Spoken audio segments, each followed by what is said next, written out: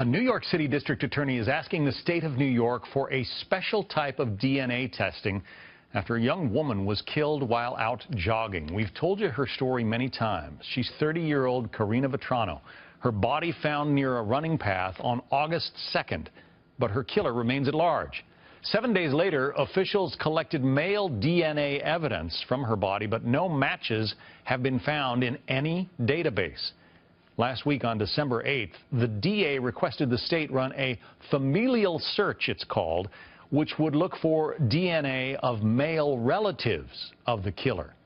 Joining us now, our legal panel today. Jonna Spilbor is a former prosecutor and a criminal defense attorney. Heather Hansen is a trial attorney. So let's get some of the basics out of the way. In New York, if you're convicted of a felony, you have to submit your DNA, and that goes into a data bank. Not just a felony, John. Some misdemeanors as well. That's true. So they have not found anybody anywhere in the nation whose DNA matches the guy who killed this woman. Right. And how odd is that? Because this person is a monster. The things he did to this woman are terrible. So is this the first time he's committed an offense, or has he just gotten away with quite a few crimes over the course of his, we're assuming it's a man, the course of his life? But I don't like this notion of the familial DNA testing, even though I would love for this crime to be solved. All right, well, let's tell people what it is. So they look at the DNA. You know, she had skin under her fingernails from fighting off the attacker.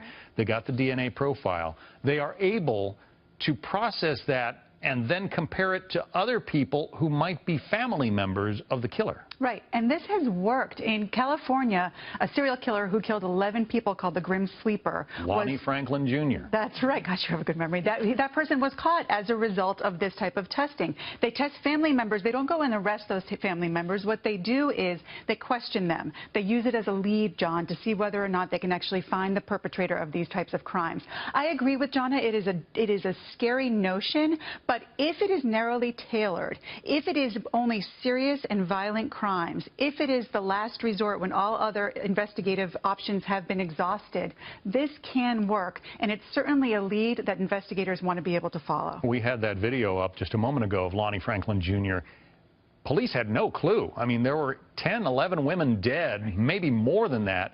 They had the DNA, but they had no idea it was him until they looked at his son's DNA. His son had been convicted of a gun crime, and that's what made the match. So what's the problem, Jonna? I mean, if they look at my son's DNA and it helps them find me and I've done something horrible, what's wrong with that? Well, then I guess you have a problem in that case. Yeah, exactly. But also what I think is it is a slippery slope. It casts a very wide net because for a couple of reasons, not the least of which is you can be in New York's databank, DNA databank, for shoplifting, John. So now if somebody thinks that there's a partial match to one of your ne'er-do-well relatives, for lack of a better word, doesn't have to be a son, could be a nephew, could be whomever. Now they're going to knock on your door and get a warrant for your DNA and try to see if you are, in fact, the killer. We are one teeny tiny step away from just testing everybody with no probable cause in that case. But there are some states that allow this, basically no questions asked. I mean, police can do it automatically, right? Well, the thing is, in those states, they have been narrowly tailored. I do think that there has to be statutes. I do think that there has to be guidelines. I do think it has to be limited to serious violent crimes, because without that, it can turn into a fishing expedition, and that's not what anyone wants.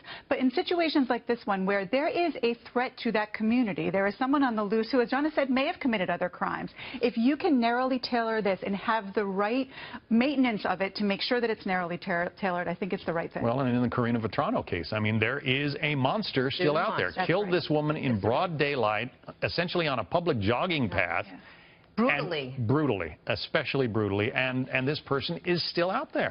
Yeah, it's, listen, there's also concerns because African Americans and Hispanics are more likely to be impacted by this than others. There's a lot of constitutional questions, but we can because they make up the majority of those incarcerated. That's right, and so just like anything else, John, there's risks and benefits, and you have to narrowly tailor it to fit the situation. Here, I think there are ways to do it so that they can maybe catch this guy. Yeah, well, I'm sure that her parents are desperate. Yeah, they are desperate for any information about whoever killed their daughter. Can't blame them. Jonna Spilbor, Heather Hansen, thank you both. Thank you, John.